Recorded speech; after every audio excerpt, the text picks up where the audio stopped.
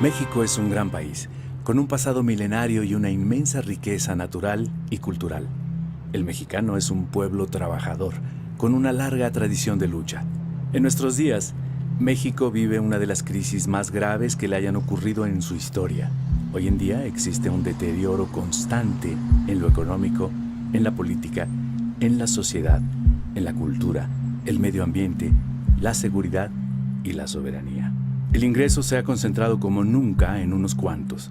Por ejemplo, los 9 multimillonarios más ricos de México acumularon en 2011 una fortuna de 124,000 millones de dólares. Eso representa 10% de la riqueza producida en el país. En cambio, 60 millones de mexicanos viven por debajo del umbral de la pobreza. El descontento social y la insatisfacción ciudadana crecen cada día. A México le urge un cambio. Millones de hombres y mujeres trabajan en la transformación del país y para lograr que los ciudadanos se organicen para tomar en sus manos el destino de la nación. Con una historia como la de México, es difícil creer que 30 familias sean más poderosas que 107 millones de mexicanos.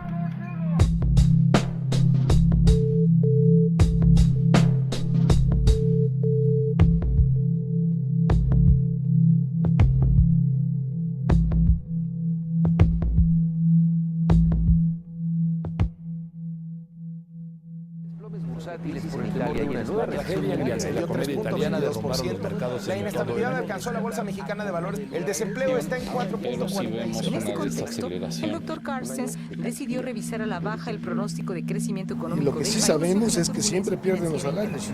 Trabajadores de Mexicana de Aviación exigen la reactivación de la aerolínea. A las afueras del estadio de Torreón. Dicen que la situación de México es cosa del destino. No hay empleo, no hay forma de cómo buscar la vida honradamente, por eso la gente se van en lo más fácil, por eso es que se vuelve todo muy difícil la situación. ¿Cuáles son las causas del actual desastre nacional? Hay muchas cosas que están mal en México, pero sin embargo todos no decimos nada. Ese es el principal problema, mientras no digamos nada, esto va a seguir igual. En lo que coincidimos casi todos los mexicanos es en el diagnóstico. México está en crisis y cayendo. A mucha gente no le gusta escuchar esto. Piensan que si ignoran lo que pasa, evitarán que les afecte. Pero es importante saber lo que ocurre para poder cambiar nuestra realidad. Ya cada día se tiene que prescindir de un producto para poder comer y cada día eso pues afecta a la salud, afecta también a la población en cuanto a la educación, o sea, un niño que tiene hambre, que va sin comer a la escuela, pues evidentemente no va a rendir lo mismo que un niño que está bien nutrido. Entonces no hay mejoramiento de la vida, cada día el nivel de vida es peor y las condiciones pues como ya lo vieron aquí no, como que no hay esperanza para el futuro.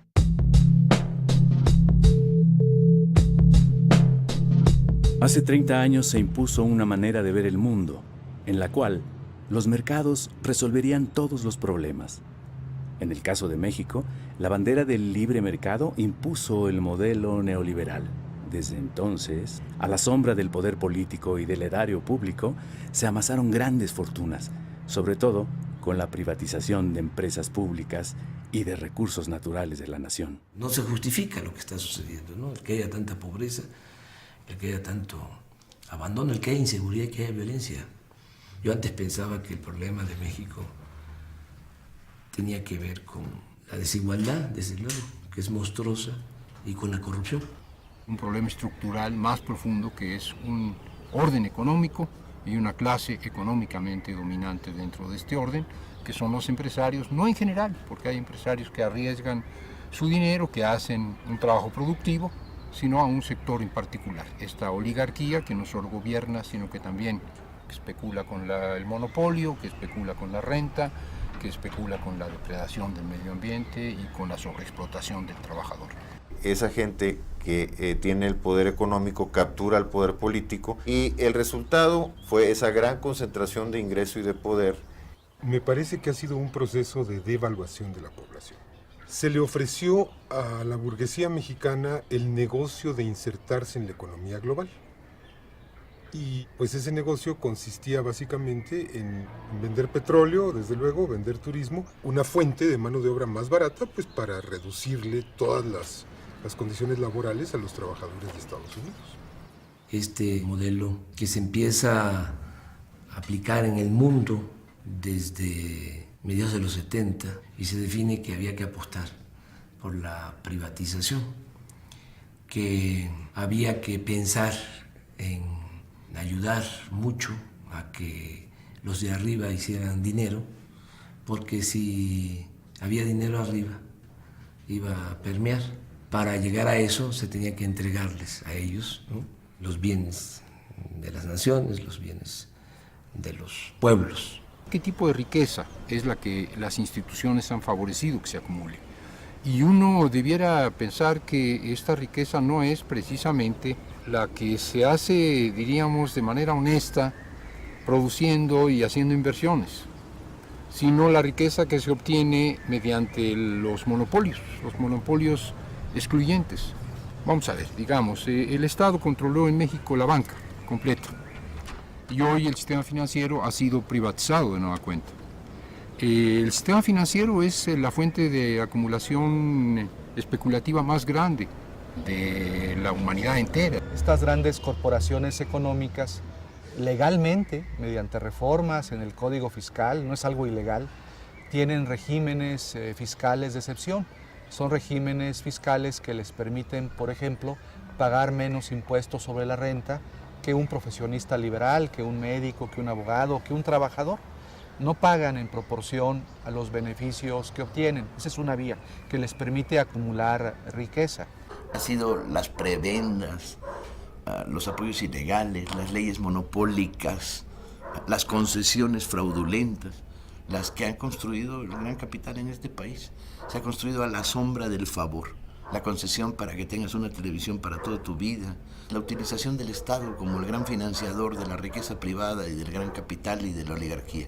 Este modelo avanza en su salvajismo, en su barbarie, de manera progresiva. Es decir, se empieza con las desincorporaciones, con las ventas de entidades de propiedad pública, se sigue con el saqueo descarado, se sigue con el contratismo que permite transferir muchos miles de millones de dólares de la propiedad pública a la privada. Un proceso de destrucción de una parte de lo que fue la industria nacional, ¿sí?, en el sector metalúrgico, en ferrocarriles, en bancos, en vías aéreas. Un proceso de privatización siempre además teñido por el estilo mexicano, abuso de poder, corrupción, ¿sí?, entregarle a herederos, primos, amigos, cuates, ¿no?, parte del negocio. Una de las cosas que han hecho crecer seriamente en México las lógicas delincuenciales fue la entrada en vigor del modelo neoliberal. Podríamos pensar que es una violación masiva de derechos humanos a la población rural y a la población indígena, porque atrás de esto está el intento de reapropiarse del 60% del territorio nacional en manos actualmente de campesinos para pasar a manos privadas. Todo el esquema legal está diseñado de tal suerte que se protejan, se defiendan estos grandes intereses económicos y mediáticos que promueven este modelo económico, moral, entre comillas, de individualismo posesivo, de acumulación de la riqueza, de desmantelamiento de la solidaridad y la cooperación, de las redes del tejido social que antes existían en nuestro país.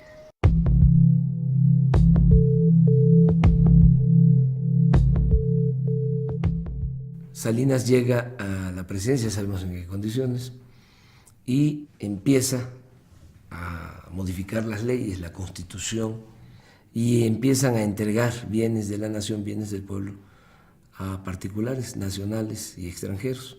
Salinas impuso la agenda neoliberal, creó un grupo compacto con los beneficiarios del remate de los bienes públicos, quienes le ayudaron, económica y políticamente, a crear un poder transeccional. Vendieron Teléfonos de México, una empresa pública que tenía un gran potencial, que nos dijeron que estaba en quiebra y que resulta que un empresario lo compró por migajas y que utilizando la tecnología de Teléfonos de México de pronto se volvió el hombre más rico del mundo.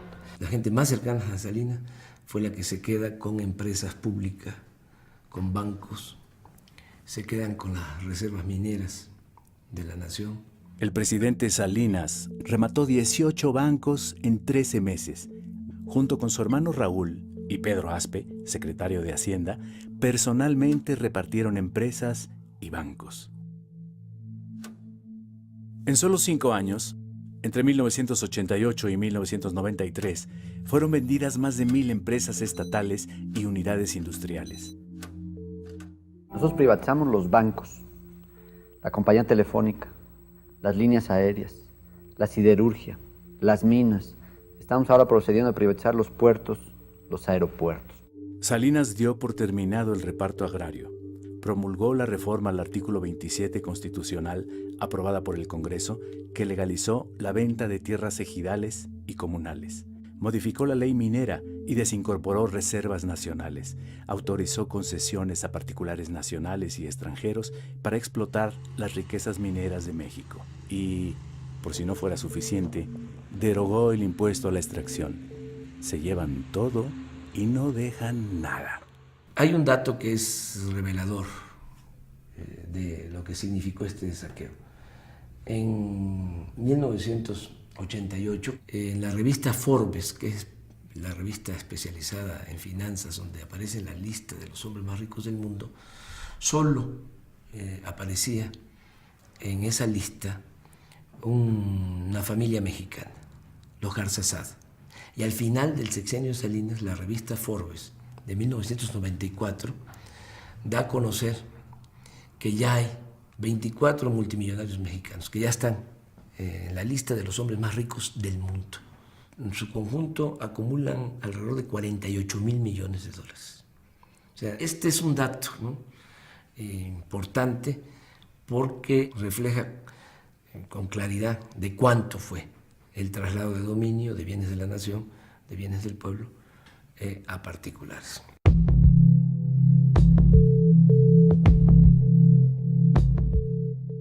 En diciembre de 1994, la crisis financiera internacional, la fuga de capitales y la devaluación del peso hicieron caer la economía mexicana 6.2%, como no había sucedido desde 1932.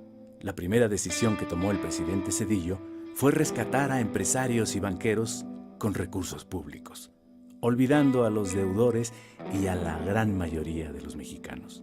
Creó el Fondo Bancario de Protección al Ahorro, FOBAPROA. Se rescató básicamente a los grandes banqueros, a los grandes intereses económicos con recursos públicos, y ahí participó el Ejecutivo, o sea, Zedillo, y participó también la Cámara de Diputados, el Congreso de la Unión, avalando esa privatización de los beneficios y socialización de las pérdidas. El FOBAPROA es un barril sin fondo. Zedillo prometió que el rescate bancario costaría 180,000 millones de pesos. Desde 1995 se han pagado intereses por más de 600,000 millones de pesos, pero la deuda sigue casi intacta. En 2010, el Instituto para el Ahorro Bancario tenía un adeudo de 1.300.000 millones de pesos. Este monto, se estima, solo podrá ser cubierto hasta dentro de 70 años. ¡Qué cosa más jodida! Todavía estamos pagando y estaremos pagando por décadas y décadas la presunta salvación, el FOBAPROA, y finalmente los bancos ni siquiera están ganando dinero prestando, ni siquiera están ganando dinero apoyando a los que invierten, están ganando dinero simplemente porque el gobierno les está pagando los intereses de una deuda que no está amortizando. Esto es especulación. Ya sin deudas, los banqueros rescatados vendieron sus bancos a corporaciones extranjeras, obteniendo enormes utilidades. El rescate carretero pues es otro ejemplo en donde también las empresas que habían participado en las licitaciones para construir carreteras son empresas que tienen números rojos, que no son solventes, y el Estado tiene que de nuevo con recursos públicos salvar a esas empresas pues para que no lleguen a la bancarrota. O los ingenios azucareros también es otro ejemplo cómo se dio este proceso para salvar intereses económicos privados con recursos públicos. El gobierno de Zedillo terminó con 150 años de historia y regaló más de 24,000 kilómetros de vías de hierro. Zedillo se hace cargo de entregar los ferrocarriles a 4 empresas, sobre todo extranjeras. Con total descaro, al terminar su gobierno, Zedillo se fue a trabajar al Consejo de Administración de Union Pacific. Y en 2009 se integró al Consejo de Administración de Citigroup, dueño de Banamex, banco que él mismo rescató. Su ejemplo ha sido seguido por otros funcionarios. Adrián Layuz, director de Pemex con Zedillo, es consejero de la petrolera transnacional Schlumberger. Pedro Aspe, secretario de Hacienda con Salinas, es miembro del Consejo de Administración de Televisa, y Francisco Gil Díaz, subsecretario de Hacienda con Salinas y secretario con Fox, hoy se desempeña como director de Telefónica.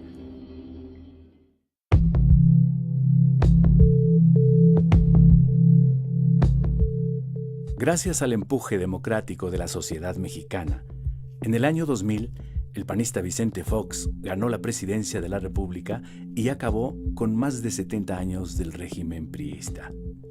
Sin embargo, pronto Fox traicionó sus promesas de cambio democrático y de combate a la corrupción.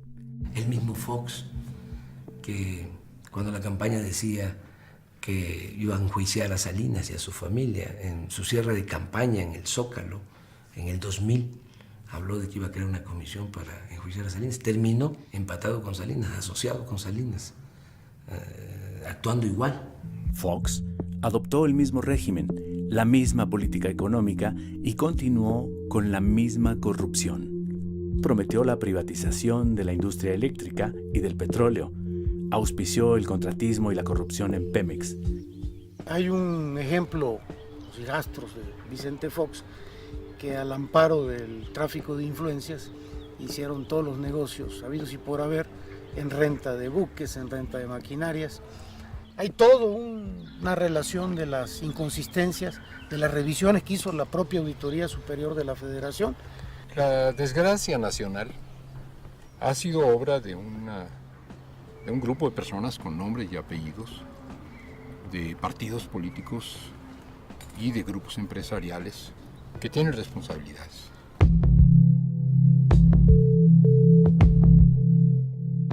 La oligarquía mexicana se hizo tan poderosa que se colocó por encima de las instituciones. Ellos son los que mandan en el poder legislativo, en el poder judicial, en el poder ejecutivo, y tienen el control, que es lo que más les apoya para imponerse, de los medios de comunicación.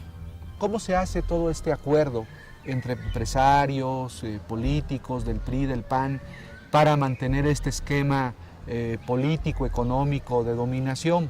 Estos empresarios pues pagan las campañas de los políticos afines, y una vez que estos políticos afines llegan a las cámaras del Congreso, a las gobernaturas o a la presidencia de la República, pues esos políticos responden a los intereses de estos empresarios que financiaron las campañas, sobre todo el apoyo de las televisoras. Por lo mismo, pues en México no se garantiza el derecho a la información. Ellos son los que deciden qué informan, qué no informan. Ellos administran la ignorancia en el país. La oligarquía ha construido toda una red de desinformación y es muy importante. No puedes hacer democracia sin información.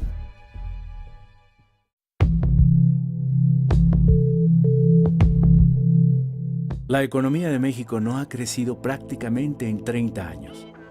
Se destruyó la planta productiva nacional y el campo, y se acabó con el estado de bienestar. Se olvidó que para que un país pueda crecer en forma sostenida, genere empleo, bienestar y condiciones que favorezcan la paz social, se requiere que el país produzca. El México rural ha quedado en la ruina. Nuestro país ha vivido en los últimos 30 años lo que yo llamo una guerra contra la agricultura campesina, contra los pequeños y medianos productores de nuestro país, para imponer un modelo de dependencia alimentaria, un modelo de alimentación chatarra y un modelo de desigualdad, aumentando la pobreza y la malnutrición de nuestro país. Los tecnócratas redujeron los apoyos a los productores, eliminaron aranceles y permisos de importación, también la inversión pública destinada al sector agropecuario. Desmantelando la producción nacional, dándole la espalda a los campesinos mexicanos y generando una liberalización que solamente ha beneficiado a un puñado de grandes corporaciones agroalimentarias mexicanas y transnacionales. Los empresarios pequeños y medianos pues son los olvidados del sistema y sus intereses son sacrificados a los intereses de los grandes empresarios monopólicos que son los que controlan al gobierno. El sector energético nacional dejó de ser prioridad. Nos tardamos muchísimos años, décadas, en construir empresas mexicanas del Estado con una fuerza técnica muy importante, y en los últimos 20 años prácticamente lo han ido desmantelando poco a poco. A pesar de que constitucionalmente está prohibido, se permitió, digamos, entre comillas, la participación privada en la generación eléctrica. La industria petrolera nacional ha sido desmantelada. Todo se concentra en la venta de petróleo crudo al extranjero. México importa más de 40% de la gasolina que consume y 25% del gas que necesita. Eso provoca los altos precios en los energéticos que perjudican a los consumidores y productores. Las inversiones en Pemex no solo cada vez son de menor cuantía, sino que están mal dirigidas, con toda la intención no de producir más hidrocarburos, sino con la intención de hacer negocio con empresas particulares. A inicios de 2008 hay una iniciativa de Calderón de privatizar prácticamente todas las áreas del sector petrolero. Eso él le llamaba una reforma energética. Toda la cadena petrolera se quería privatizar. Viene un gran movimiento.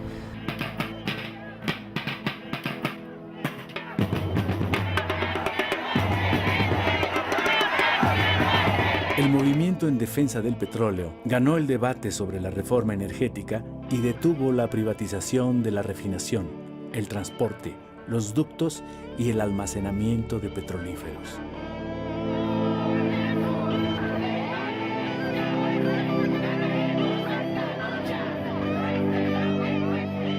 Aunque hay que decir que las luchas logran parar, pero el intento privatizador por parte de Calderón sigue.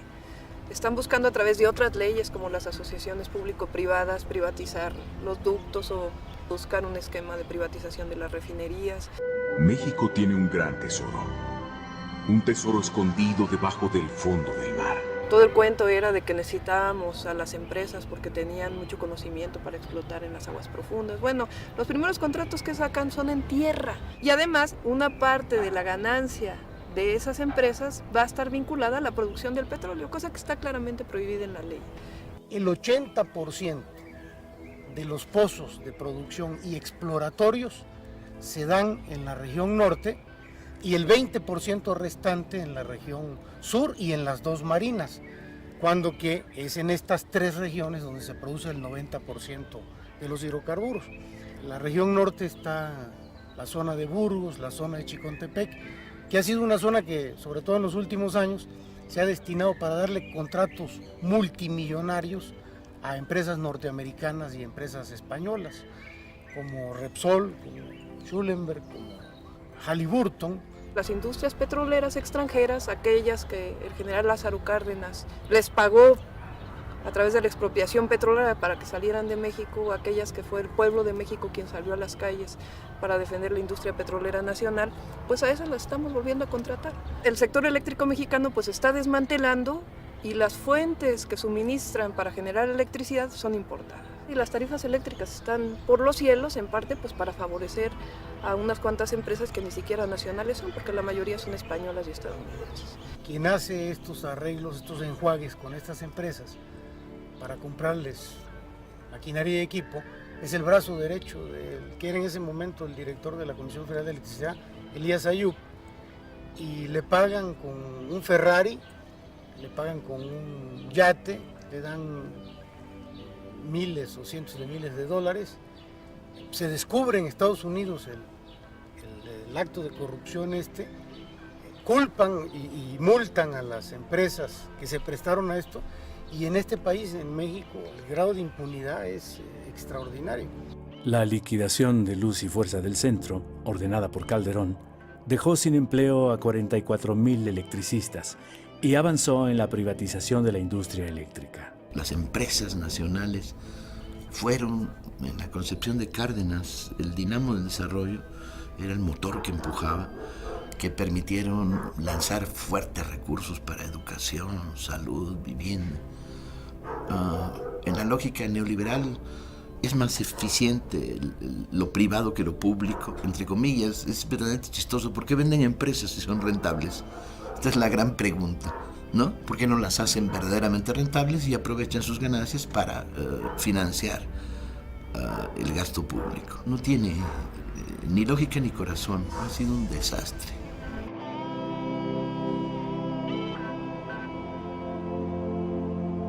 El neoliberalismo en México es sinónimo de saqueo, abandono y corrupción. Este proceso explica todos los fenómenos que vienen después. Explica, por ejemplo, las políticas de contención salarial. Explica el retiro gradual pero sostenido y sistemático de prestaciones laborales, de derechos, de servicios, de educación, de salud, de cultura. 7 de cada 10 mexicanos que trabajan ganan menos de 5,000 pesos mensuales, 3 salarios mínimos. Es la tercera parte del salario mínimo en Estados Unidos, que alcanza los 15,000 pesos mensuales. La política neoliberal ha creado una enorme desigualdad económica y social. Como el 80-90% del crecimiento del PIB se ha ido a el 1% de la población. Desde 1983, la migración hacia Estados Unidos creció de forma impresionante. En 2010, 500,000 mexicanos cruzaron la frontera norte buscando un futuro. El desempleo y la falta de oportunidades de educación serían las razones principales por las cuales las corrientes migratorias de México hacia Estados Unidos siguen incontenibles, a pesar de la represión generalizada que se está viviendo actualmente en los Estados Unidos en contra de los mexicanos en particular y de los inmigrantes en general. Cada año 1 millón de jóvenes ingresa al mercado laboral, pero ni 25% logra encontrar un empleo. Más de 20 millones no tiene para pagar la canasta básica, pues el salario ha perdido 80% de su poder de compra. Hace 28 años el salario mínimo alcanzaba para comprar 51 kilos de tortilla o 280 piezas de pan blanco o 12 kilos de frijol bayo. En 2011, con el mínimo, solo se puede adquirir 5 kilos de tortilla o 25 piezas de pan o 3 kilos de frijol. El campo mexicano ha sido desmantelado de muchas maneras, ha sido privado de los recursos públicos en los cuales el fomento de la producción agropecuaria estrictamente con el esfuerzo campesino no se puede lograr. Se han abierto las fronteras a la importación de granos básicos, se ha estimulado únicamente al sector empresarial, que es el que menos lo necesita, se ha desalentado de muchas maneras la agricultura y sin embargo México sigue siendo un país con campesinos. Hoy 70% de las gentes que viven en el campo están en condiciones de pobreza. Los neoliberales redujeron el gasto social, dejaron de invertir en infraestructura, clínicas, hospitales, educación y seguridad social. Se busca que los mexicanos tengamos un nivel educativo que llegue exclusivamente hasta la secundaria. Mano de obra barata, que sirva a los intereses de los grandes países industrializados y que produzca a muy bajo costo. Hay millones de jóvenes que desean estudiar la educación media superior y que no pueden, sencillamente porque no hay espacios. Cuando los del PRI o del PAN, que han estado en el poder, hablan de reformas estructurales, son reformas para beneficiar a los grandes intereses económicos.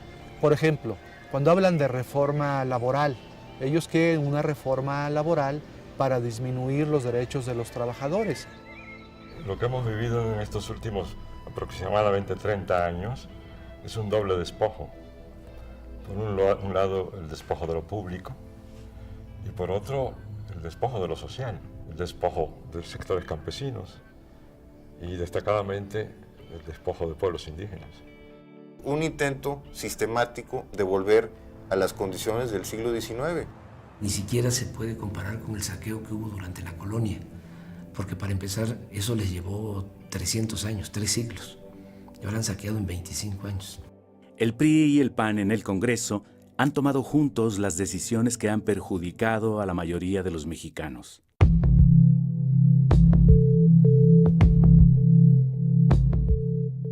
De Salinas a la fecha han concesionado 52 millones de hectáreas. Estamos hablando del 26% del territorio nacional. Ni en la época de Porfirio Díaz las compañías deslindadoras llegaron a quedarse con tanto. Empresas fundamentalmente extranjeras y muy poquitas, pero muy poderosas empresas mexicanas, ¿no?, que están metidas en el negocio de la minería.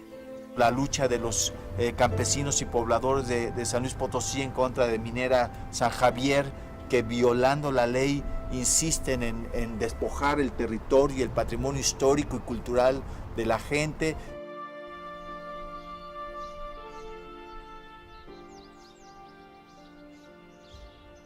Viene la compañía minera San Javier y venden todos los lotes mineros, venden todas las concesiones, venden las calles, venden la iglesia, venden el pueblo, venden todo lo que representa el pueblo y nos dejan a la deriva.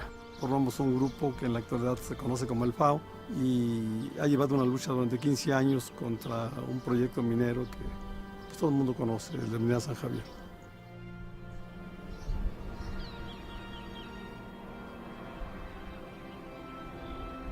Este tipo de proyectos a bajo cielo abierto y en el que utilizan, en vez de fundir, utilizan un sistema que se conoce como lixiviación a montones, le aplican sustancias químicas, en el caso de aquí es cianuro de sodio, la mezclan con 32 millones de litros de agua, penetra en la roca y extrae los valores metálicos. Y además utilizan 25 toneladas de explosivos.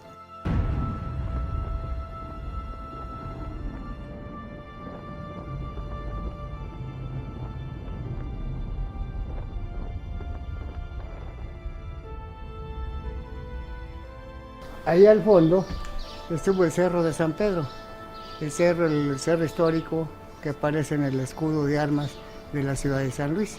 Ya desapareció ese cerro. Va a quedar un cráter gigante en vez de esas montañas. Hay montañas ahí de materiales sulfurosos. Esos materiales sulfurosos ahí van a quedar para la vida, ¿no?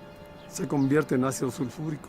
Cuando llueve, escurren y va a llegar a los acuíferos. Aquí estamos sobre un acuífero, que es el que surte a todo el Valle de San Luis Potosí y los municipios conurbados a San Luis Potosí. Es un acuífero muy grande. Va avanzando y va quemando toda la maleza, acaba con la flora y por supuesto con la fauna. Ya no hay animales, no hay ni moscas, todo se acabó. Lo vemos como una nueva conquista contra nuestro país, alrededor del 40% con cifras de la Camimex. El país está concesionado y buscan obtener el 70% del territorio nacional. Vemos que es un panorama muy oscuro contra México por lo que representa. No nada más la destrucción ambiental, las cuestiones sociales, sino también todo el consumo de agua de estas empresas mineras. El vital líquido que en este valle que es desértico no lo tenemos. Ellos gastan millones de litros al día, alrededor de 32 millones. Pero si sumamos todos los proyectos de minas en el país, es lo que en una hora se gasta en lo que todo el país completo. Entonces lo vemos como algo muy, muy preocupante. Para poder instalarse en una comunidad como aquí o como cualquier otra, normalmente van a encontrar resistencia. Entonces tienen que acudir a sistemas pues también socialmente agresivos, ¿no? Se encargan de intimidar, amenazar, de golpear y si es necesario de eliminar físicamente a los opositores a los proyectos. Se han agredido, a mí en lo particular me balacearon en la compañía minera y nos trataron de lincharnos.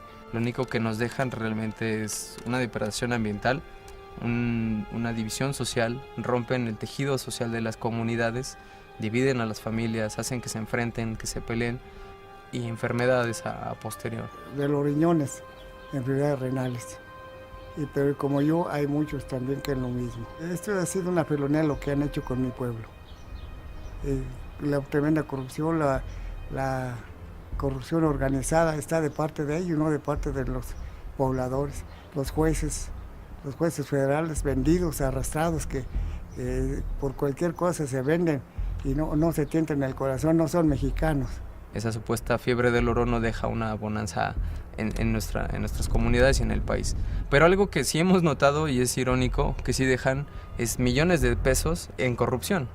No es casual que una empresa de este tamaño opere ilegalmente y el gobierno pues haga de la vista gorda, voltee para otro lado y no hay problema, ¿no? Viene desde Ernesto Zedillo, o sea, que están involucrados en este proyecto de minera San Javier, obviamente Vicente Fox y obviamente Calderón. En realidad esto que nos pasó a nosotros y que nos está pasando no tiene comparación.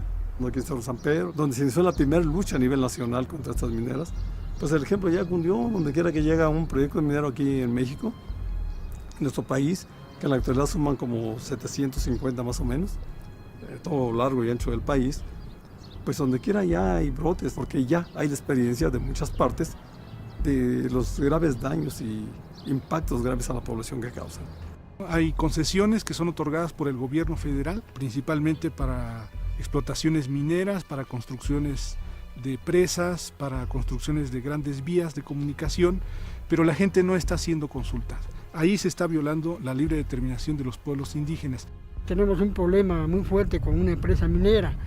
Esta empresa minera estuvo explotando los recursos del subsuelo de la comunidad de Capilapa de Méndez durante 225 años. La empresa minera venía por abajo de la comunidad y usan dinamita, cartuchos, explosivos, y toda el agua que hay en la superficie se va para abajo. Y hasta la fecha llevamos 14 veneros ya perdidos por completo, no hay agua. Lógicamente que la minera ha buscado estrategias para que se dividan los pueblos de la Sierra Juárez.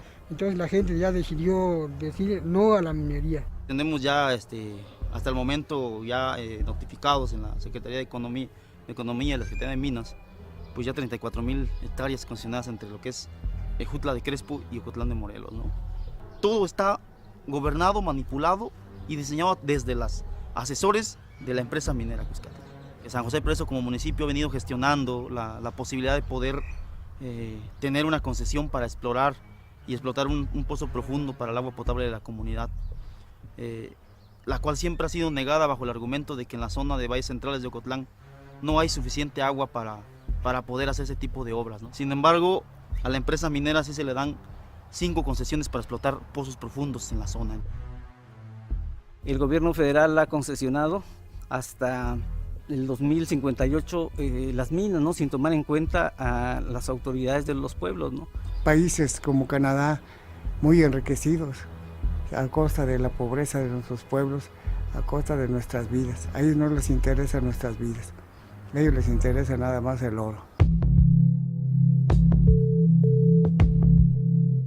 El rechazo de millones de jóvenes, de millones de personas a la falta de oportunidades que ha generado el modelo neoliberal, que deja a millones de seres humanos sin empleo, sin oportunidades de educación, sin oportunidades de salud, los deja sin esperanza. El pueblo de México ha peleado y sigue peleando cotidianamente porque no le arranquen o no le acaben de arrancar los derechos, los espacios, los recursos por los cuales ha dado su vida, su trabajo y en algunas épocas han hecho revoluciones. México es un país que genera continua resistencia. Los ciudadanos no se callan, actúan bajo la forma de luchas constantes, por todos lados, ¿sí? Luchas de resistencia. Y luego se expresó de una manera muy potente en 3 momentos. Se expresó en la insurrección electoral cardenista, se expresó en el alzamiento zapatista y se expresó en el movimiento López Obradorista. Han sido los 3 grandes momentos donde se produjo conjunciones de fuerzas, ¿no? Que estaban disidentes, peleando, resistiendo, pero que se encontraron.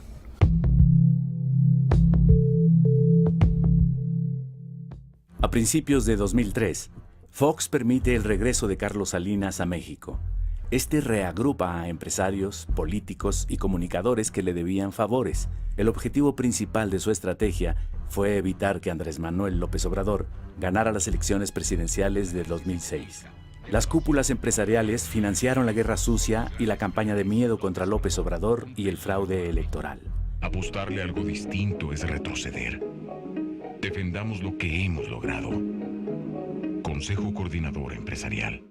Está documentado que en las elecciones del 2006, Calderón negoció con diversos actores, empresarios, políticos, concretamente gobernadores. Manuel Espino declara en 2006 que 8 gobernadores pactaron con Calderón su apoyo. Entre esos 8 gobernadores está el de Puebla, María Marín, está el de Oaxaca, Ulises Ruiz, está el de Veracruz, Fidel Herrera, el de Sonora, Eduardo Burs, el de Nuevo León, González Parás, el de Tamaulipas, Hernández Flores, el de Durango. Vicente Fox admitió que cargó los dados a favor de Calderón.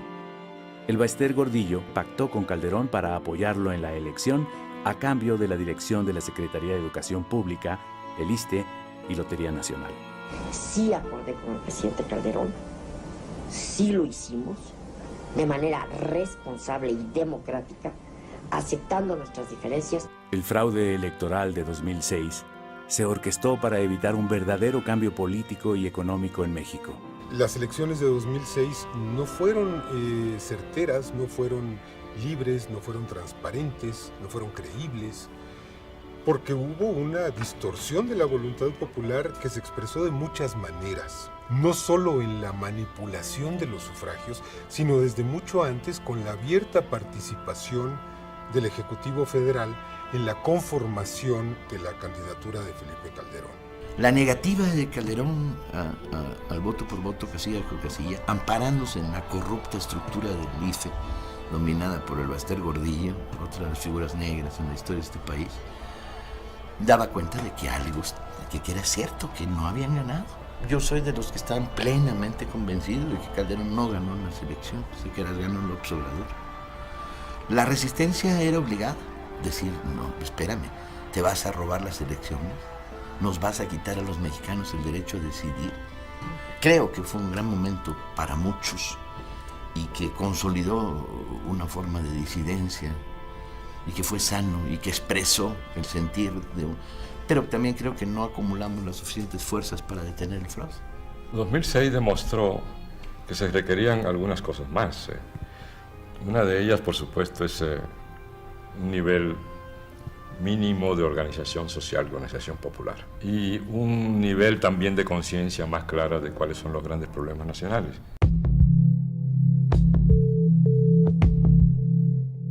En enero de 2007, Andrés Manuel López Obrador emprendió un recorrido por todo el país, con el objetivo de mantener encendida la llama de la esperanza, recoger los sentimientos de la gente y convocar a la organización del pueblo.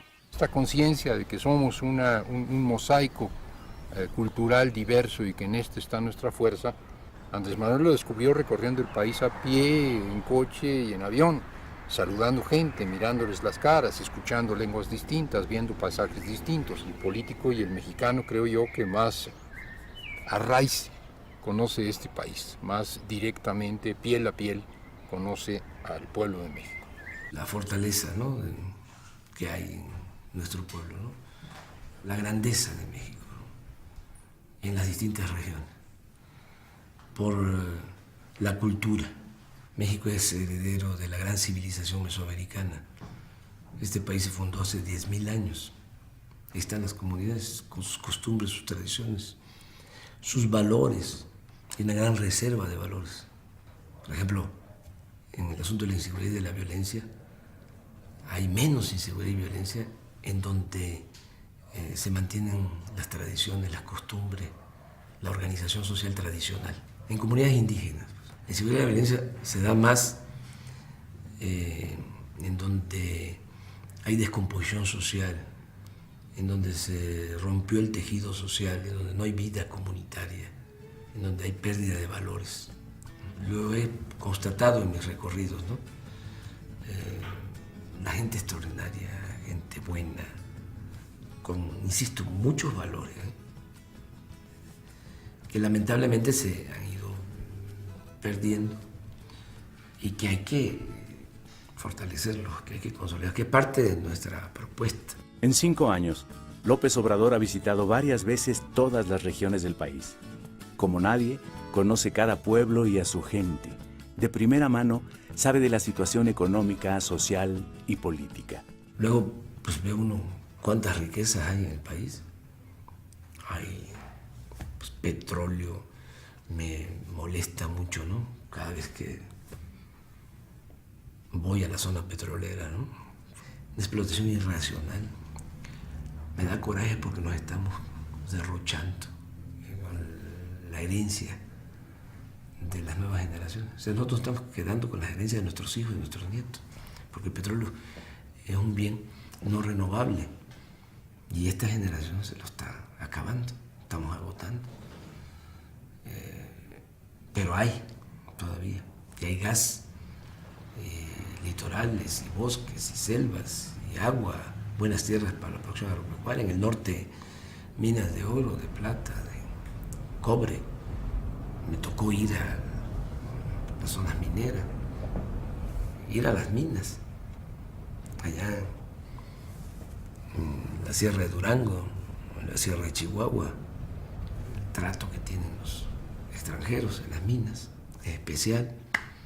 Llegan a tener hasta sus canchas de tenis, ¿no? Buenos hoteles. Los trabajadores viven muy mal. Todo lo que es el entorno de una mina es destrucción, pueblos abandonados, caminos de terracería. No pagan los canadienses a los obreros mineros mexicanos lo que se paga en Canadá. Tampoco se cuida el medio ambiente como se cuida en Canadá. Entonces todo eso lo vi, lo constato. Me duele mucho todo lo que tiene que ver con la pobreza.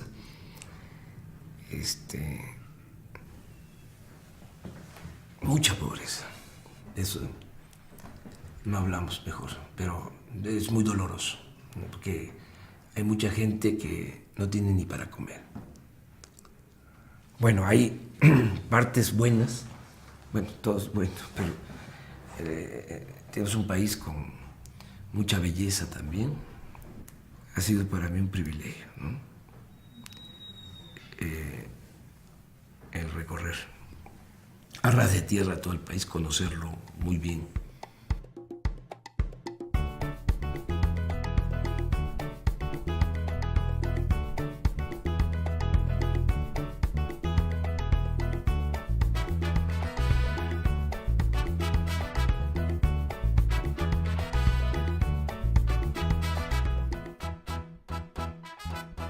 Entre julio y noviembre de 2009, López Obrador visitó los 418 municipios indígenas de usos y costumbres del estado de Oaxaca y viajó por sus 8 regiones: la Mixteca, la Cañada, el Papaloapan, la Sierra Norte, la Sierra Sur, la Costa, el Istmo y los valles centrales. En total, cubrió 25,000 kilómetros de caminos, la mayor parte de terracería. Andrés Manuel fue recibido con mucho gusto por la gente salía a la calle. En algunas comunidades en donde él no tenía programada la visita, pues la gente salió y tuvo que pararse en la caravana para que lo pudieran atender, ¿no? Entonces fue recibido con mucho gusto, levantó una gran expectativa y la gente se acuerda de él, ¿no? Él se encontró con un modelo de organización que no existe en muchos lugares del país. La gira por los pueblos, los municipios de usos y costumbres de Oaxaca, que le permitió, digamos, ver más de cerca y en conjunto cómo funciona este mundo indígena y cómo allí hay un conjunto de riquezas culturales, morales, intelectuales, de visión del mundo, de cosmovisión, que son elementos fundamentales que inspiran el tipo de nueva sociedad que hay que construir. Oaxaca profundo y el México profundo, pues es abajo la organización, ¿no?, de los pueblos que día a día luchan por salir adelante, día a día construyen un mundo de mejor. Desgraciadamente, con los cacicazgos que se han vivido, pues nada han podido hacer los pueblos, porque llegan y nos invaden, ¿no? Se llevan nuestros recursos naturales, vemos cómo talan nuestros bosques, ¿no? Sin embargo, poco a poco la gente ha despertado y ese México profundo empieza a despertar, ¿no? Desde el 95 a la fecha, digamos, en Oaxaca se pueden elegir a las autoridades municipales de las comunidades indígenas por un sistema que en la ley quedó denominado de usos y costumbres, ¿no? Son 418 municipios en el estado de Oaxaca. La asamblea nos elige a nosotros, ¿no? Y aquí en San Bartolo hay doble vuelta, se le puede llamar. Primero eligen una terna, luego una segunda terna, una tercera terna y viene la segunda vuelta de las 3 ternas ganadoras para competir quién es su representante, ¿no? Y eso nos hace fuertes a todos, ¿no? A todos los que ocupamos el cargo de presidentes municipales y bueno, el compromiso que hacemos ante el pueblo, ¿no? De mandar obedeciendo. La asamblea decide qué hacer con nuestros recursos, bosque, el agua, el medio ambiente. Entonces participa toda la ciudadanía en la toma de decisiones de nuestra comunidad. Cuidando la naturaleza, cuidando el medio ambiente, cuidando eso que tenemos que es la comunidad, la unidad de la comunidad, ¿no? La comunalidad es la tierra comunal, que en la comunidad de Guelatao nadie es propietario de sus tierras. Las podemos utilizar, pero no podemos decir que somos dueños y por lo tanto no las podemos vender. El propietario de la tierra es la comunidad en su conjunto. Otro elemento importante es el trabajo colectivo, ¿no? El trabajo que todos los ciudadanos de la comunidad aportan para que la comunidad pueda resolver los problemas más importantes que tenga. La mayor parte de las obras que ustedes ven aquí se han hecho por tequio, ¿no? Que es el trabajo desinteresado que otorga la comunidad. Los ciudadanos vamos y brindamos, limpiamos el mojo de agua, limpiamos los caminos, construimos las escuelas en su momento. Aquí hombres y mujeres trabajan, sí. Estamos acostumbrados, sí. Yo acostumbro a agarrar la coa, agarro herramienta. Sí, yo trabajo también como trabajan los hombres. Muy importante es la fiesta. La fiesta, aunque se venera a un santo patrón, a un santo católico, digamos, lo más importante de la fiesta es la posibilidad que te da de convivir con la gente de la comunidad, con gente de la comunidad que está afuera y regresa a la fiesta, con los vecinos de otras comunidades, y esto pues también fortalece los lazos de identidad entre la gente de la comunidad con las gentes de otras comunidades vecinas, ¿no? López Obrador encontró en Oaxaca a uno de los pueblos con mayor diversidad cultural. Conservan valores, costumbres, tradiciones comunitarias, lenguas y organización social, heredadas de la gran civilización mesoamericana. Yo creo que el licenciado Andrés Manuel tiene un buen aliado aquí en la región de la Sierra Juárez de Oaxaca. Y pues tenemos que seguir platicando con él para buscar cómo construir juntos este país. Hubieron muchos obstáculos por parte del exgobernador de bloquear con los presidentes municipales, inclusive algunos llegaban a cancelar las reuniones, decían que no iba a haber, pero llegábamos y la gente ahí estaba. Me tocó darle la bienvenida al licenciado López Obrador. Vino mucha gente, trajo bastante gente, no fue ninguna carreada, todos vinieron por su voluntad. En esa ocasión que visitó los pueblos de la sierra, yo lo recibí en este pueblo de Santiago Jiacuí. La gente mayor se acercaba a él y lo abrazaban, las señoras le daban cosas de su región, ¿no? que pan, en el caso de Quiechapa, por ejemplo, ahí lo recibieron muy bien, así con pan, con mezcalito y eso, ¿no? Y así en todas las regiones era ese trato. Andrés Manuel convive con el pueblo, comparte con el pueblo el pan y la sal, lo vimos en los recorridos, no solamente por este municipio, estuvo más de 2 horas en este municipio, escuchó a la gente, preguntó qué pensaban del país y se comprometió también, ¿no? Él dice, yo no vengo a prometer, sino vengo a comprometerme, ¿no? Y el pueblo lo siente como uno más de ellos, ¿no? Y es comprometido con la gente.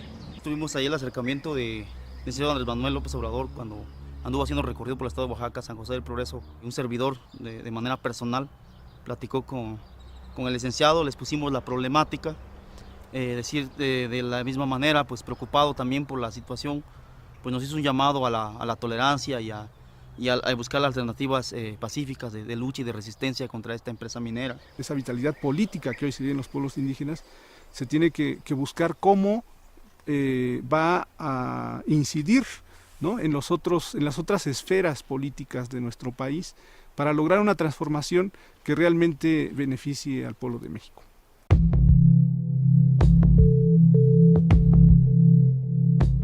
Si no hay un cambio de régimen, no vamos a encontrar la salida, ni como pueblo ni como nación.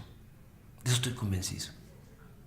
O sea, si no hay un cambio verdadero, si no hay reformas en todos los órdenes de la vida pública, en lo económico, lo político, lo social, si no se fortalecen valores espirituales, morales, culturales, no hay salida. Al contrario, cada día va a estar peor la situación. Se va a seguir hundiendo el país. Lo que decía Juárez, ¿no? Justicia, no venganza. Sencillamente ya ellos ya no van a dominar en el país. La transformación de México no es la tarea de un solo hombre, es tarea de todo un pueblo. Tengo que ser realista. Lo he analizado, lo he reflexionado, lo he pensado mucho y sé que la única opción es el que entre todos podamos llevar a cabo la renovación tajante de la vida pública.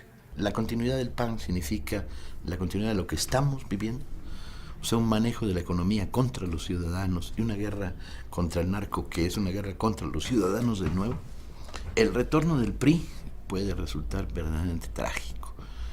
Regresan con 12 años de no haberle podido meter el diente a las arcas del poder y van a querer comérselo todos. Es la horda de los 40 ladrones de Alibaba, pero potenciados a la mexicana. Como ya no les funciona el PAN, no les funciona Calderón, lo hacen a un lado y echaron a andar ya una operación de recambio para hacernos creer de que si regresa el PRI van a mejorar las cosas en el país. Esa línea es Televisa, ¿no?, impulsando la candidatura de Peña Nieto. Que hay mucha gente que ya está creyendo de que si regresa el PRI las cosas van a mejorar. Esta crisis se gesta, se origina cuando el PRI dominaba. Los gobiernos del PRI fueron los que declararon la guerra radical contra los campesinos, firmando a espaldas de los campesinos el Tratado de Libre Comercio de América del Norte y entregando la seguridad alimentaria. Fue con el PRI que se hizo la contrarreforma agraria en el artículo 27 constitucional. Fue con el PRI que se instituyó el sistema de control corporativo a través de la CNC, en donde los campesinos no se les reconoció ni se les reconoce ahora como sujetos de derechos, sino como carne de cañón, como voto verde, como acarreados. Fue con el PRI donde se estableció el sistema de corrupción generalizada. Así que para el campo de ninguna manera es opción el retorno del PRI al Ejecutivo Federal en el 2012. Peña Nieto a la cabeza de esto es verdaderamente peligroso. Es un títere con Salinas moviendo los hilos, una combinación de las grandes televisoras, los gobernadores corruptos del PRI, el sindicalismo charro del Baster y compañía. Lo peor de México está impulsando a Peña Nieto. Si la batalla es en el terreno de las ideas, la tienen perdida. Porque ¿cómo van a defender los monopolios?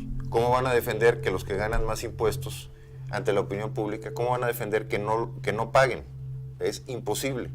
Entonces, su estrategia, que creo que tiene sentido, aunque es perversa, es, pues vamos a atacar al mensajero, porque al mensaje está muy difícil atacarlo. Nosotros tenemos en la institucionalidad secuestrada un campo de batalla irrenunciable entre la barbarie de la mafia y la civilización de una sociedad que se organiza en muchas expresiones y de muchas maneras día con día. Es importante seguir insistiendo en esta vía pacífica de cambio, de transformación, aunque sabemos que las instituciones electorales están cooptadas también por los intereses económicos y estos intereses del modelo neoliberal.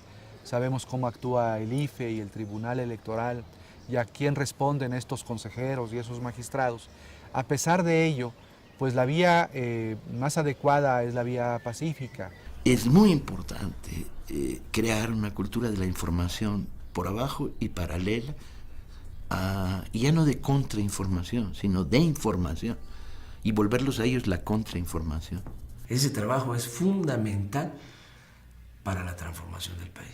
Hacer conciencia, que el pueblo tenga todos los elementos, que la gente tenga toda la información y pueda ser dueño y constructor de su propio destino. Es decir, cuando la gente internaliza de que hay opresores, ¿no?, y que debido a eso el pueblo no puede salir adelante como está sucediendo en el país, y sabe de que si se participa y si hay unidad de todos los que están en igualdad de circunstancias, es decir, todos los oprimidos, pues entonces se logra la liberación. Necesitamos cambiar el país, necesitamos proponernos objetivos grandes. No hay mexicano pequeño para los grandes objetivos que tenemos. Y estos objetivos vamos a hacerlos entre todos. Necesitamos organizarnos, por supuesto, para buscar, para exigir que cambie esta política de seguridad pública que ha implementado Calderón. Es una política genocida. Necesitamos reconstruir la economía con nuestras formas de trabajo y de organización. Necesitamos reconstruir la confianza de unos con otros a través de restablecer los lazos solidarios. Yo creo que la mayor tarea en el cambio es que el cambio lo tenemos que hacer nosotros. En las circunstancias que se va a presentar en el 2012, lo que significa la elección presidencial, presentan condiciones muy favorables, que ahí logremos, ¿no?, el cambio, el inicio de la transformación de México, ¿no?, que se le gane en buena lid en el terreno pacífico a la mafia del poder. Morena se está organizando no solamente para el 2002, nos estamos organizando para transformar el país independientemente de lo que ocurra en el 2012. En Morena participamos de todas las clases sociales, de todas las corrientes del pensamiento, de todas las religiones, libres pensadores. Es un movimiento amplio, plural. Participan indígenas de todas las etnias, campesinos, pescadores, cooperativistas, obreros, trabajadores independientes. Participan maestros, estudiantes, profesionistas, integrantes de clases medias.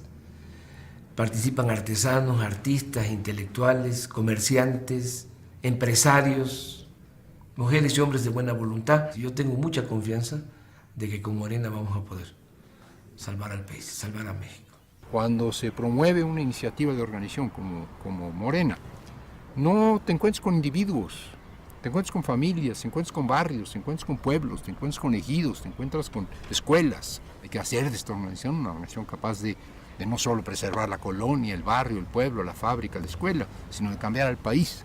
Y esto es un movimiento mayor. Una aportación extraordinariamente importante del Obrador es el descubrir cuál es la palanca pues para el cambio. Es una reserva moral, es una capacidad de confiar en nosotros mismos, de apoyarnos en nuestra propia historia, en nuestra propia experiencia, en nuestra propia identidad. Lo que no hagamos por nosotros y desde nuestras raíces no lo hará nadie, no hay recetas y en última instancia es nuestra historia la que nos puede inspirar.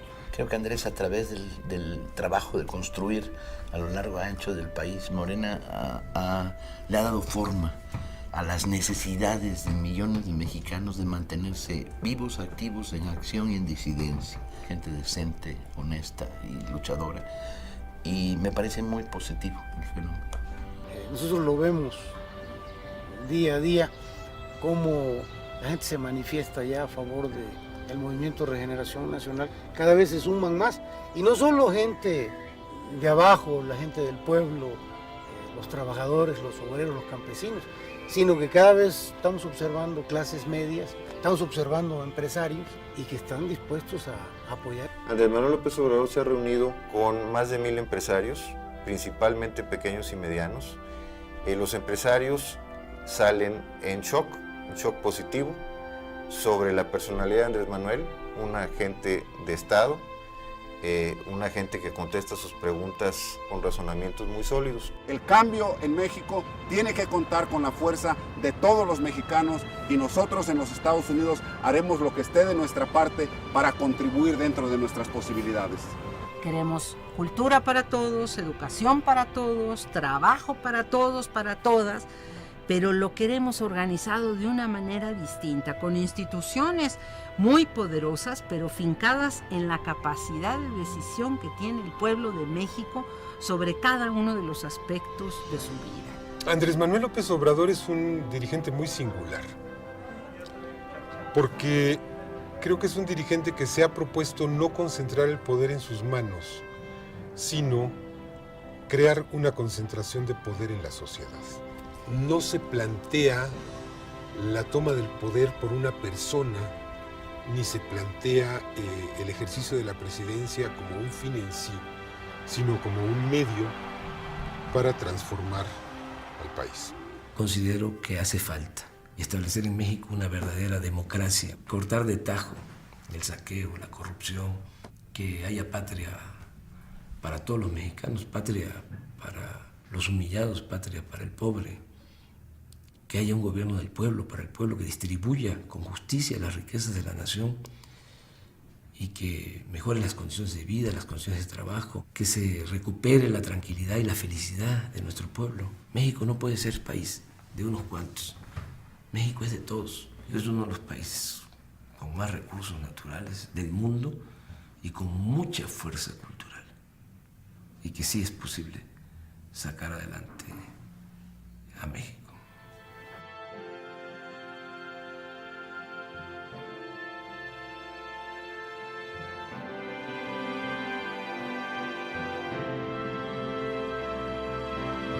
Confieso que soy un hombre de fe y convicciones, con errores y defectos, como todos los seres humanos.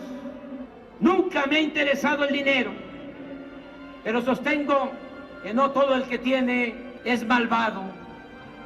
Creo en la no violencia, en la libertad y en la tolerancia. Creo que el pueblo es dueño y conductor de su propio destino. Ustedes representan la conciencia honrada que se subleva ante la injusticia. Ustedes luchan por una nueva vida y trabajan por una patria nueva.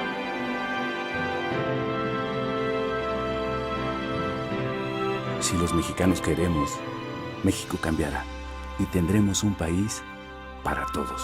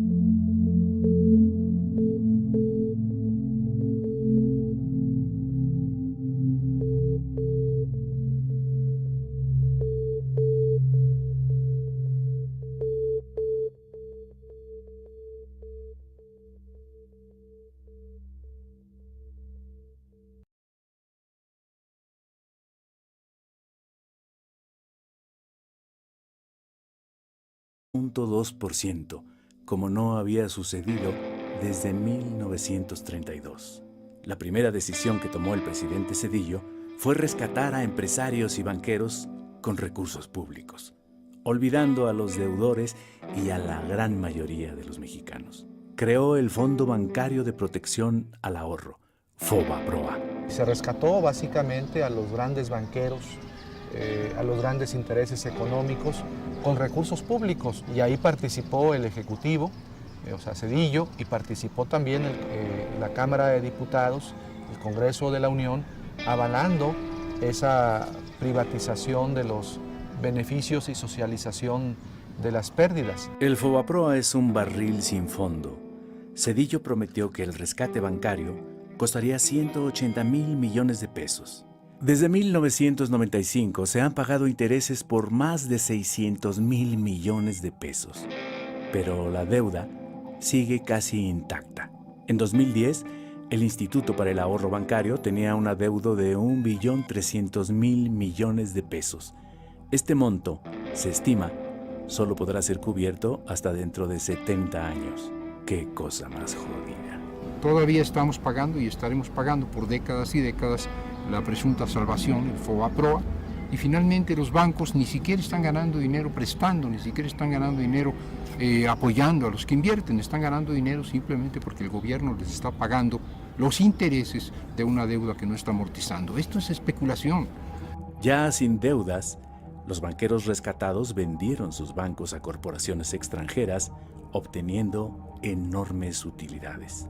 El rescate carretero pues es otro ejemplo en donde también las empresas que habían participado en las licitaciones para construir carreteras son empresas que tienen números rojos, que no son solventes, y el Estado tiene que de nuevo con recursos públicos salvar a esas empresas pues para que no lleguen a la bancarrota.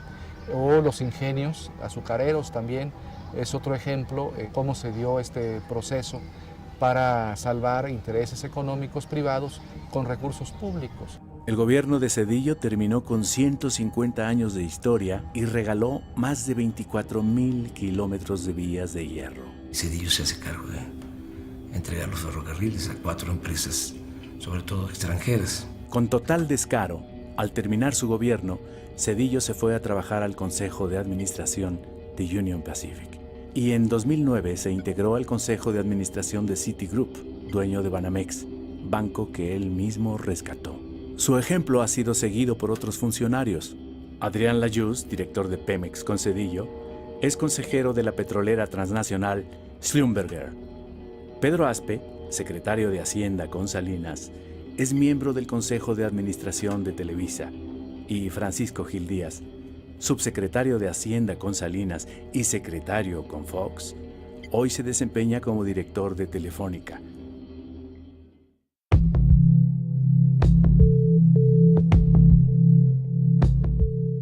Gracias al empuje democrático,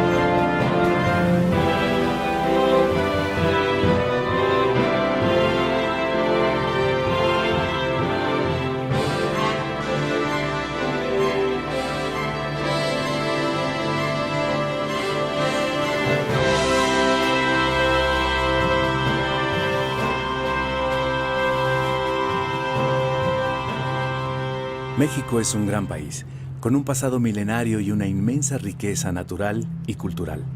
El mexicano es un pueblo trabajador, con una larga tradición de lucha.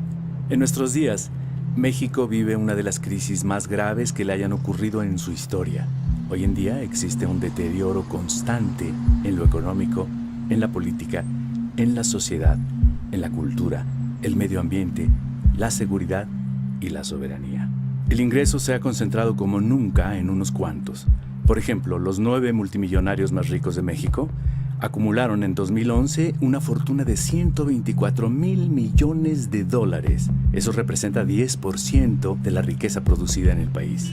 En cambio, 60 millones de mexicanos viven por debajo del umbral de la pobreza. El descontento social y la insatisfacción ciudadana crecen cada día. A México le urge un cambio. Millones de hombres y mujeres trabajan en la transformación del país y para lograr que los ciudadanos se organicen para tomar en sus manos el destino de la nación. Con una historia como la de México, es difícil creer que 30 familias sean más poderosas que 107 millones de mexicanos.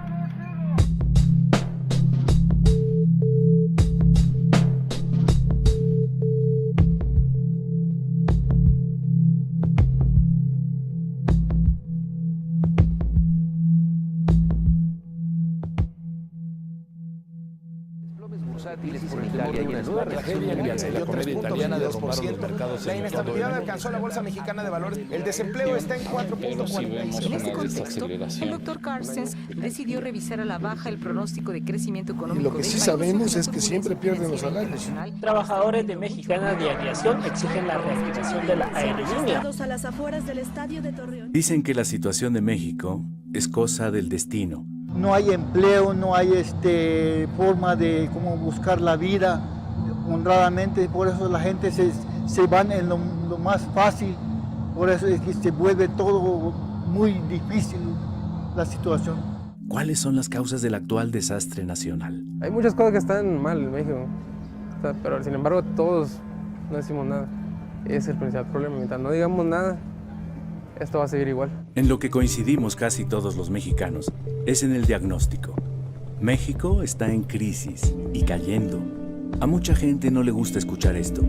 Piensan que si ignoran lo que pasa, evitarán que les afecte. Pero es importante saber lo que ocurre para poder cambiar nuestra realidad.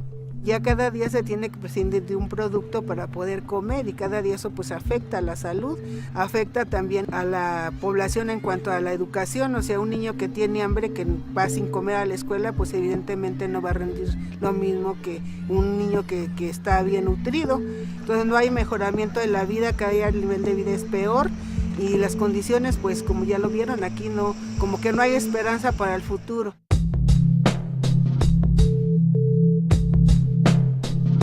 Hace 30 años se impuso una manera de ver el mundo, en la cual los mercados resolverían todos los problemas. En el caso de México, la bandera del libre mercado impuso el modelo neoliberal. Desde entonces, a la sombra del poder político y del erario público, se amasaron grandes fortunas, sobre todo con la privatización de empresas públicas y de recursos naturales de la nación. No se justifica lo que está sucediendo, ¿no? El que haya tanta pobreza, el que haya tanto abandono, el que haya inseguridad y que haya violencia. Yo antes pensaba que el problema de México tenía que ver con la desigualdad, desde luego, que es monstruosa, y con la corrupción. Un problema estructural más profundo que es un orden económico y una clase económicamente dominante dentro de este orden, que son los empresarios, no en general, porque hay empresarios que arriesgan su dinero, que hacen un trabajo productivo, sino a un sector en particular. Esta oligarquía que no solo gobierna, sino que también especula con el monopolio, que especula con la renta, que especula con la depredación del medio ambiente y con la sobreexplotación del trabajador. Esa gente que tiene el poder económico captura el poder político y el resultado fue esa gran concentración de ingreso y de poder. Me parece que ha sido un proceso de devaluación de la población. Se le ofreció a la burguesía mexicana el negocio de insertarse en la economía global. Y pues ese negocio consistía básicamente en vender petróleo, desde luego, vender turismo, una fuente de mano de obra más barata, pues para reducirle todas las condiciones laborales a los trabajadores de Estados Unidos. Este modelo que se empieza a aplicar en el mundo desde mediados de los 70 y se define que había que apostar por la privatización, que había que pensar en ayudar mucho a que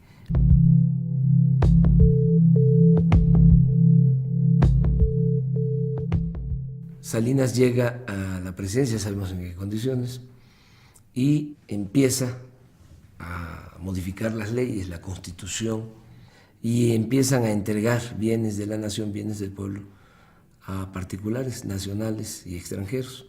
Salinas impuso la agenda neoliberal, creó un grupo compacto con los beneficiarios del remate de los bienes públicos, quienes le ayudaron, económica y políticamente, a crear un poder transeccional. Vendieron Teléfonos de México, una empresa pública que tenía un gran potencial, que nos dijeron que estaba en quiebra y que resulta que un empresario lo compró por migajas y que utilizando la tecnología de Teléfonos de México de pronto se volvió el hombre más rico del mundo.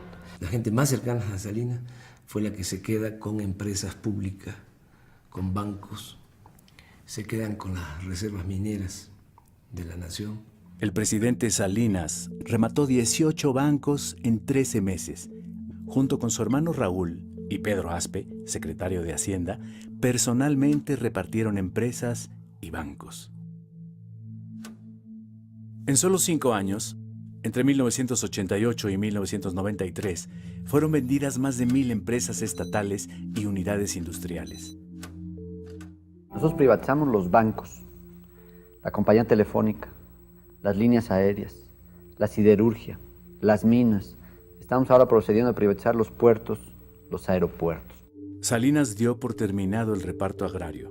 Promulgó la reforma al artículo 27 constitucional, aprobada por el Congreso, que legalizó la venta de tierras ejidales y comunales. Modificó la ley minera y desincorporó reservas nacionales. Autorizó concesiones a particulares nacionales y extranjeros para explotar las riquezas mineras de México. Y, por si no fuera suficiente, derogó el impuesto a la extracción. Se llevan todo y no dejan nada. Hay un dato que es revelador de lo que significó este saqueo. En 1988, en la revista Forbes, que es la revista especializada en finanzas, donde aparece la lista de los hombres más ricos del mundo, solo aparecía en esa lista una familia mexicana, los Garzazada. Y al final del sexenio de Salinas, la revista Forbes de 1994 da a conocer que ya hay 24 multimillonarios mexicanos que ya están en la lista de los hombres más ricos del mundo. En su conjunto acumulan alrededor de 48,000 millones de dólares. O sea, este es un dato, ¿no? Importante, porque refleja con claridad de cuánto fue el traslado de dominio de bienes de la nación, de bienes del pueblo, a particulares.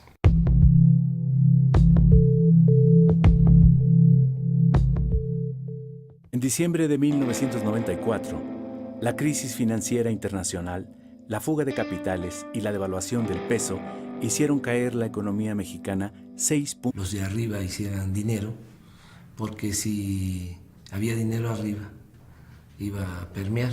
Para llegar a eso se tenía que entregarles a ellos, ¿no?, los bienes de las naciones, los bienes de los pueblos. ¿Qué tipo de riqueza es la que las instituciones han favorecido que se acumule? Y uno debiera pensar que esta riqueza no es precisamente la que se hace, diríamos, de manera honesta, produciendo y haciendo inversiones, sino la riqueza que se obtiene mediante los monopolios excluyentes. Vamos a ver, digamos, el Estado controló en México la banca completa y hoy el sistema financiero ha sido privatizado de nueva cuenta. El sistema financiero es la fuente de acumulación especulativa más grande de la humanidad entera. Estas grandes corporaciones económicas, legalmente, mediante reformas en el Código Fiscal, no es algo ilegal, tienen regímenes fiscales de excepción. Son regímenes fiscales que les permiten, por ejemplo, pagar menos impuestos sobre la renta que un profesionista liberal, que un médico, que un abogado, que un trabajador. No pagan en proporción a los beneficios que obtienen. Esa es una vía que les permite acumular riqueza. Han sido las prebendas, los apoyos ilegales, las leyes monopólicas, las concesiones fraudulentas, las que han construido el gran capital en este país. Se ha construido a la sombra del favor. La concesión para que tengas una televisión para toda tu vida. La utilización del Estado como el gran financiador de la riqueza privada y del gran capital y de la oligarquía. Este modelo avanza en su salvajismo, en su barbarie, de manera progresiva. Es decir, se empieza con las desincorporaciones, con las ventas de entidades de propiedad pública, se sigue con el saqueo descarado, se sigue con el contratismo que permite transferir muchos miles de millones de dólares de la propiedad pública a la privada. Un proceso de destrucción de una parte de lo que fue la industria nacional, ¿sí? En el sector metalúrgico, en ferrocarriles, en bancos, en vías aéreas. Un proceso de privatización siempre además teñido por el estilo mexicano, abuso de poder, corrupción, ¿sí? Entregarle a herederos, primos, amigos, cuates, ¿no? Parte del negocio. Una de las cosas que han hecho crecer seriamente en México las lógicas delincuenciales fue la entrada en vigor del modelo neoliberal.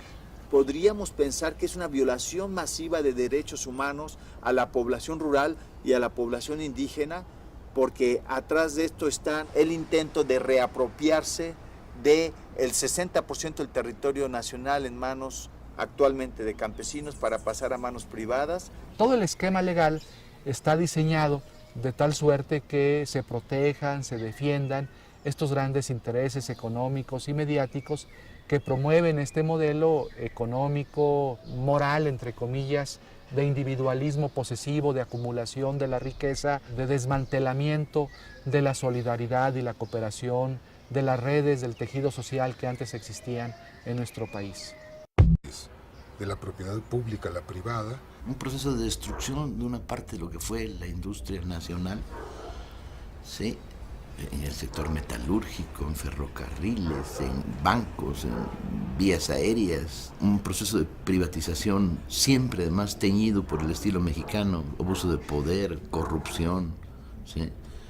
Entregarle a herederos, primos, amigos, cuates, ¿no? Parte del negocio. Una de las cosas que han hecho crecer seriamente en México las lógicas delincuenciales fue la entrada en vigor del modelo neoliberal. Podríamos pensar que es una violación masiva de derechos humanos a la población rural y a la población indígena, porque atrás de esto está el intento de reapropiarse del 60% del territorio nacional en manos actualmente de campesinos para pasar a manos privadas. Todo el esquema legal está diseñado de tal suerte que se protejan, se defiendan estos grandes intereses económicos y mediáticos que promueven este modelo económico, moral, entre comillas, de individualismo posesivo, de acumulación de la riqueza, de desmantelamiento de la solidaridad y la cooperación, de las redes del tejido social que antes existían en nuestro país.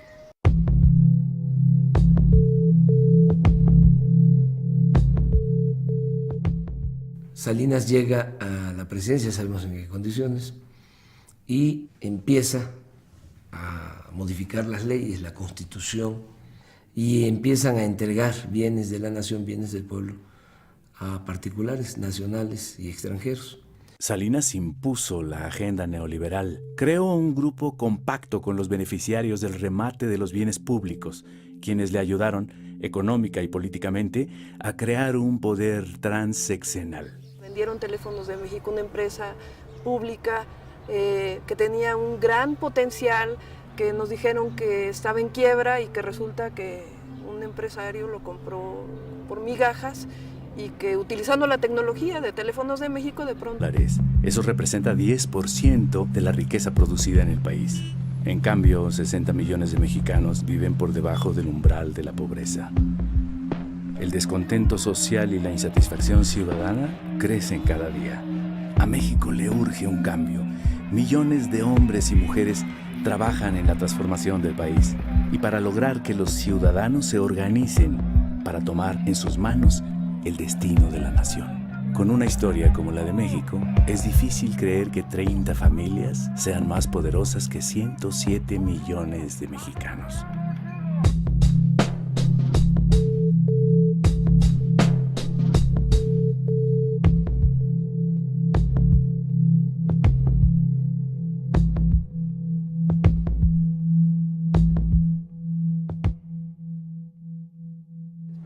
volátiles por Italia y una nueva tragedia en la comedia italiana derrumbaron los mercados. La inestabilidad alcanzó la Bolsa Mexicana de Valores. El desempleo está en 4.46. En este contexto, el doctor Carstens decidió revisar a la baja el pronóstico de crecimiento económico. Y lo que sí sabemos es que siempre pierden los salarios. Trabajadores de Mexicana de Aviación exigen la reactivación de la aerolínea. A las afueras del estadio de Torreón. Dicen que la situación de México es cosa del destino. No hay empleo, no hay forma de cómo buscar la vida honradamente, por eso la gente se van en lo más fácil, por eso es que se vuelve todo muy difícil la situación. ¿Cuáles son las causas del actual desastre nacional? Hay muchas cosas que están mal en México, pero sin embargo todos no decimos nada. Ese es el principal problema. Mientras no digamos nada, esto va a seguir igual. En lo que coincidimos casi todos los mexicanos es en el diagnóstico. México está en crisis y cayendo. A mucha gente no le gusta escuchar esto. Piensan que si ignoran lo que pasa, evitarán que les afecte. Pero es importante saber lo que ocurre para poder cambiar nuestra realidad. Ya cada día se tiene que prescindir de un producto para poder comer y cada día eso pues afecta a la salud, afecta también a la población en cuanto a la educación.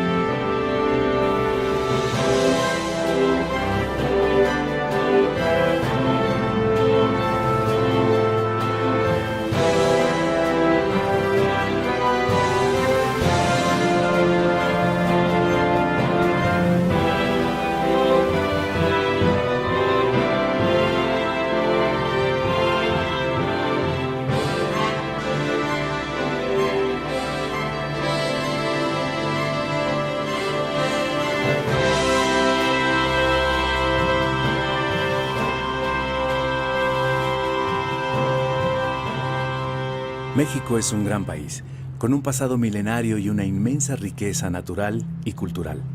El mexicano es un pueblo trabajador, con una larga tradición de lucha. En nuestros días, México vive una de las crisis más graves que le hayan ocurrido en su historia.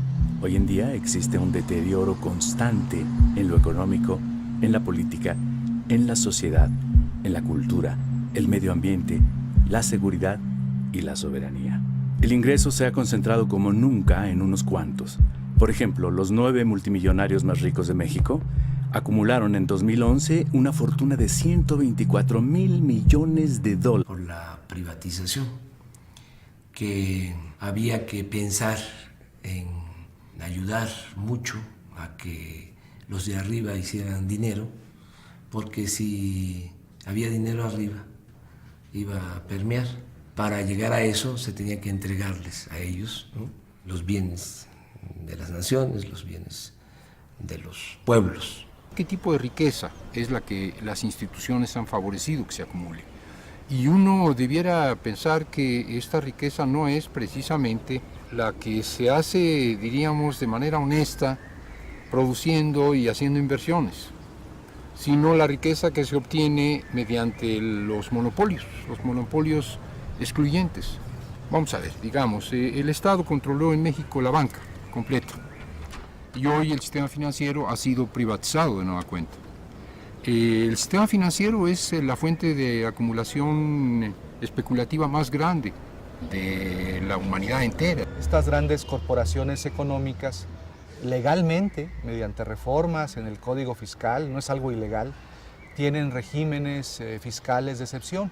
Son regímenes fiscales que les permiten, por ejemplo, pagar menos impuestos sobre la renta que un profesionista liberal, que un médico, que un abogado, que un trabajador.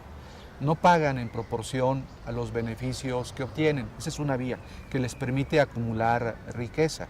Han sido las prebendas, los apoyos ilegales, las leyes monopólicas, las concesiones fraudulentas, las que han construido el gran capital en este país. Se ha construido a la sombra del favor. La concesión para que tengas una televisión para toda tu vida, la utilización del Estado como el gran financiador de la riqueza privada y del gran capital y de la oligarquía. Este modelo avanza en su salvajismo, en su barbarie, de manera progresiva. Es decir, se empieza con las desincorporaciones, con las ventas de entidades de propiedad pública, se sigue con el saqueo descarado, se sigue con el contratismo que permite transferir muchos miles de millones de dólares. O sea, un niño que tiene hambre, que va sin comer a la escuela, pues evidentemente no va a rendir lo mismo que un niño que está bien nutrido. Entonces no hay mejoramiento de la vida, cada día el nivel de vida es peor y las condiciones, pues como ya lo vieron aquí, no, como que no hay esperanza para el futuro.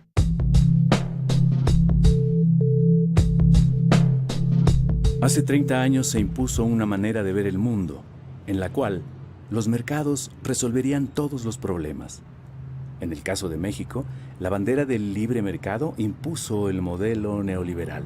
Desde entonces, a la sombra del poder político y del erario público, se amasaron grandes fortunas, sobre todo con la privatización de empresas públicas y de recursos naturales de la nación. No se justifica lo que está sucediendo, ¿no? El que haya tanta pobreza, el que haya tanto abandono, el que haya inseguridad y que haya violencia.